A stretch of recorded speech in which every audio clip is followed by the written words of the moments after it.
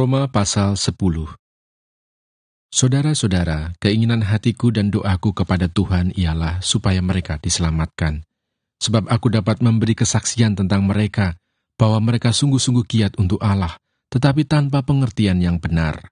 Sebab oleh karena mereka tidak mengenal kebenaran Allah, dan oleh karena mereka berusaha untuk mendirikan kebenaran mereka sendiri, maka mereka tidak takluk kepada kebenaran Allah. Kebenaran karena iman. Sebab Kristus adalah kegenapan hukum Taurat, sehingga kebenaran diperoleh tiap-tiap orang yang percaya. Sebab Musa menulis tentang kebenaran karena hukum Taurat. Orang yang melakukannya akan hidup karenanya. Tetapi kebenaran karena iman berkata demikian. Jangan katakan di dalam hatimu, siapakah akan naik ke surga, yaitu untuk membawa Yesus turun, atau siapakah akan turun ke jurang maut, yaitu untuk membawa Kristus naik dari antara orang mati. Tetapi apa katanya? Ini, firman itu dekat kepadamu, yakni di dalam mulutmu dan di dalam hatimu. Itulah firman iman yang kami beritakan. Sebab jika kamu mengaku dengan mulutmu bahwa Yesus adalah Tuhan, dan percaya dalam hatimu bahwa Allah telah membangkitkan Dia dari antara orang mati, maka kamu akan diselamatkan. Karena dengan hati orang percaya dan dibenarkan, dan dengan mulut orang mengaku dan diselamatkan. Karena kitab suci berkata, barang siapa yang percaya kepada Dia tidak akan dipermalukan. Sebab tidak ada perbedaan antara orang Yahudi dan orang Yunani. Karena Allah yang satu itu adalah Tuhan dari semua orang, kaya bagi semua orang yang berseru kepadanya. Sebab barang siapa yang berseru kepada nama Tuhan akan diselamatkan. Tetapi bagaimana mereka dapat berseru kepadanya jika mereka tidak percaya kepada Dia? Bagaimana mereka dapat percaya kepada Dia jika mereka tidak mendengar tentang Dia? Bagaimana mereka mendengar tentang Dia jika tidak ada yang memberitakannya? Dan bagaimana mereka dapat memberitakannya jika mereka tidak diutus? Seperti ada tertulis, betapa indahnya kedatangan mereka yang membawa kabar baik. Ketidakpercayaan Israel. Tetapi semua orang telah menerima kabar baik itu. Yesaya sendiri berkata, Tuhan, siapakah yang percaya kepada pemberitaan kami? Jadi, iman timbul dari pendengaran, dan pendengaran oleh firman Kristus. Tetapi aku bertanya, adakah mereka tidak mendengarnya? Memang mereka telah mendengarnya. Suara mereka sampai ke seluruh dunia, dan perkataan mereka sampai ke ujung bumi. Tetapi aku bertanya, adakah Israel menanggapnya? Pertama-tama, Musa berkata, Aku menjadikan kamu cemburu terhadap orang-orang yang bukan umat, dan membangkitkan amarahmu terhadap bangsa yang bebal. Dan dengan berani, Yesaya mengatakan, Aku telah berkenan ditemukan mereka yang tidak mencari aku. Aku telah menampakkan diri kepada mereka yang tidak menanyakan aku.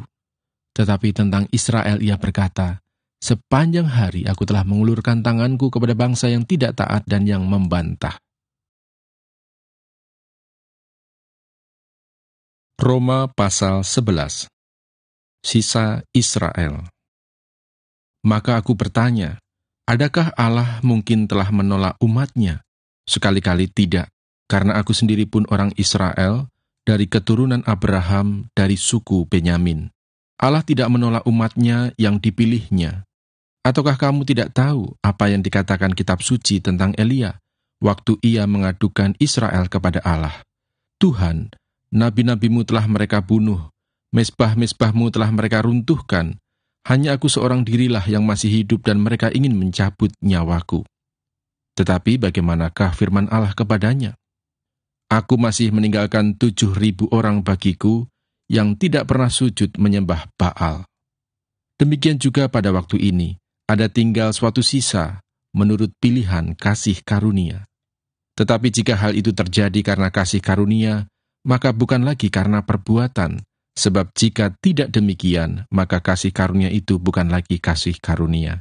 Jadi bagaimana? Israel tidak memperoleh apa yang dikejarnya, tetapi orang-orang yang terpilih telah memperolehnya, dan orang-orang yang lain telah tegar hatinya, seperti ada tertulis, Allah membuat mereka tidur nyenyak, memberikan mata untuk tidak melihat, dan telinga untuk tidak mendengar, sampai kepada hari sekarang ini. Dan Daud berkata, biarlah jamuan mereka menjadi jerat dan perangkap, penyesatan dan pembalasan bagi mereka. Dan biarlah mata mereka menjadi gelap, sehingga mereka tidak melihat, dan buatlah punggung mereka terus-menerus membungkuk. Israel tersandung, bangsa-bangsa lain selamat. Maka aku bertanya, adakah mereka tersandung dan harus jatuh? Sekali-kali tidak.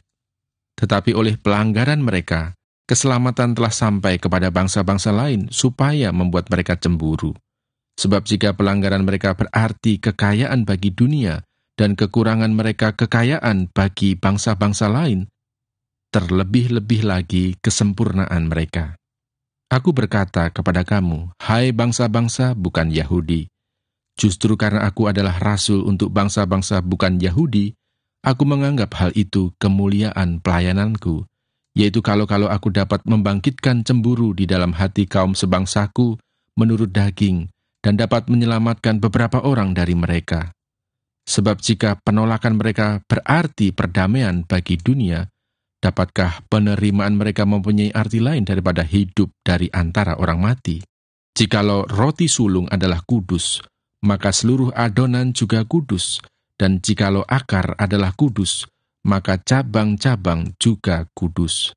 Karena itu apabila beberapa cabang telah dipatahkan, dan kamu sebagai tunas liar telah dicangkokkan di antaranya, dan turut mendapat bagian dalam akar pohon zaitun yang penuh getah, janganlah kamu bermegah terhadap cabang-cabang itu. Jikalau kamu bermegah, ingatlah bahwa bukan kamu yang menopang akar itu, melainkan akar itu yang menopang kamu. Mungkin kamu akan berkata, ada cabang-cabang yang dipatahkan, supaya aku dicangkokkan di antaranya sebagai tunas. Baiklah. Mereka dipatahkan karena ketidakpercayaan mereka, dan kamu tegak tercacak karena iman. Janganlah kamu sombong, tetapi takutlah. Sebab kalau Allah tidak menyayangkan cabang-cabang asli, Ia juga tidak akan menyayangkan kamu. Sebab itu perhatikanlah kemurahan Allah dan juga kekerasannya, yaitu kekerasan atas orang-orang yang telah jatuh, tetapi atas kamu kemurahannya, yaitu jika kamu tetap dalam kemurahannya. Jika tidak, kamu pun akan dipotong juga.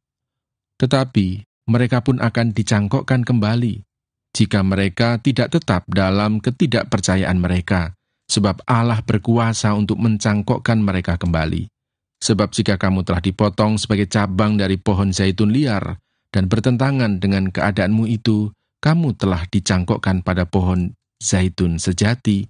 Terlebih lagi mereka ini, yang menurut asal mereka akan dicangkokkan pada pohon zaitun mereka sendiri. Penyelamatan Israel. Sebab, saudara-saudara, supaya kamu jangan menganggap dirimu pandai, aku mau agar kamu mengetahui rahasia ini. Sebagian dari Israel telah menjadi tegar sampai jumlah yang penuh dari bangsa-bangsa lain telah masuk. Dengan jalan demikian, seluruh Israel akan diselamatkan, seperti ada tertulis. Dari Sion akan datang penebus, ia akan menyingkirkan segala kefasikan daripada Yakub. Dan inilah perjanjianku dengan mereka, apabila aku menghapuskan dosa mereka. Mengenai Injil, mereka adalah seteru Allah oleh karena kamu.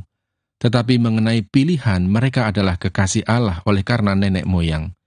Sebab Allah tidak menyesali kasih karunia dan panggilannya. Sebab sama seperti kamu dahulu tidak taat kepada Allah, tetapi sekarang beroleh kemurahan oleh ketidaktaatan mereka. Demikian juga mereka sekarang tidak taat, supaya oleh kemurahan yang telah kamu peroleh, mereka juga akan beroleh kemurahan. Sebab Allah telah mengurung semua orang dalam ketidaktaatan, supaya Ia dapat menunjukkan kemurahannya atas mereka semua. Oh, alangkah dalamnya kekayaan, hikmat dan pengetahuan Allah. Sungguh tak terselidiki keputusan-keputusannya, dan sungguh tak terselami jalan-jalannya. Sebab, siapakah yang mengetahui pikiran Tuhan? Atau siapakah yang pernah menjadi penasehatnya? Atau siapakah yang pernah memberikan sesuatu kepadanya, sehingga ia harus menggantikannya? Sebab segala sesuatu adalah dari Dia, dan oleh Dia, dan kepada Dia. Bagi Dialah kemuliaan sampai selama-lamanya. Roma pasal 12. Persembahan yang benar. Karena itu, saudara-saudara, Demi kemurahan Allah aku menasehatkan kamu, supaya kamu mempersembahkan tubuhmu sebagai persembahan yang hidup, yang kudus dan yang berkenan kepada Allah. Itu adalah ibadahmu yang sejati. Janganlah kamu menjadi serupa dengan dunia ini, tetapi berubahlah oleh pembaharuan budimu, sehingga kamu dapat membedakan manakah kehendak Allah, apa yang baik, yang berkenan kepada Allah, dan yang sempurna. Berdasarkan kasih karunia yang dianugerahkan kepadaku, aku berkata kepada setiap orang di antara kamu, janganlah kamu memikirkan hal-hal yang lebih tinggi daripada yang patut kamu pikirkan, tetapi hendaklah kamu berpikir begitu rupa, sehingga kamu menguasai diri menurut ukuran iman yang dikaruniakan Allah kepada kamu masing-masing. Sebab sama seperti pada satu tubuh, kita mempunyai banyak anggota, tetapi tidak semua anggota itu mempunyai tugas yang sama. Demikian juga kita, walaupun banyak, adalah satu tubuh di dalam Kristus, tetapi kita masing-masing adalah anggota yang seorang terhadap yang lain. Demikianlah kita mempunyai karunia yang berlain-lainan menurut kasih karunia yang dianugerahkan kepada kita. Jika karunia itu adalah untuk pernubuat, baiklah kita melakukannya sesuai dengan iman kita. Jika karunia untuk melayani, baiklah kita melayani. Jika karunia untuk mengajar, baiklah kita mengajar. Jika karunia untuk menasihati, baiklah kita menasihati. Siapa yang membagi-bagikan sesuatu, hendaklah ia melakukannya dengan hati yang ikhlas. Siapa yang memberi pimpinan, hendaklah ia melakukannya dengan rajin. Siapa yang menunjukkan kemurahan, hendaklah ia melakukannya dengan sukacita. Nasihat untuk hidup dalam kasih. Hendaklah kasih itu jangan pura-pura. Jauhilah yang jahat dan lakukanlah yang baik. Hendaklah kamu saling mengasihi sebagai saudara dan saling mendahului dalam memberi hormat. Janganlah hendaknya kerajinanmu kendor, biarlah rohmu menyala-nyala dan layanilah Tuhan. Bersukacitalah dalam pengharapan, sabarlah dalam kesesakan, dan bertekunlah dalam doa. Bantulah dalam kekurangan orang-orang kudus dan usahakanlah dirimu untuk selalu memberikan tumpangan. Berkatilah siapa yang menganiaya kamu, berkatilah dan jangan mengutuk. Bersukacitalah dengan orang yang bersukacita, dan menangislah dengan orang yang menangis. Hendaklah kamu sehati sepikir dalam hidupmu bersama. Janganlah kamu memikirkan perkara-perkara yang tinggi, tetapi arahkanlah dirimu kepada perkara-perkara yang sederhana. Janganlah menganggap dirimu pandai, janganlah membalas kejahatan dengan kejahatan. Lakukanlah apa yang baik bagi semua orang. Sedapat-dapatnya, kalau hal itu bergantung padamu, hiduplah dalam perdamaian dengan semua orang. Saudara-saudara yang kekasih, janganlah kamu sendiri menuntut pembalasan, tetapi berilah tempat kepada murka Allah, sebab ada tertulis, pembalasan itu adalah hakku. Akulah yang akan menuntut pembalasan, firman Tuhan. Tetapi jika seterumu lapar, berilah dia makan. Jika ia haus, berilah dia minum. Dengan berbuat demikian, kamu menumpukan bara api di atas kepalanya. Janganlah kamu kalah terhadap kejahatan, tetapi kalahkanlah kejahatan dengan kebaikan.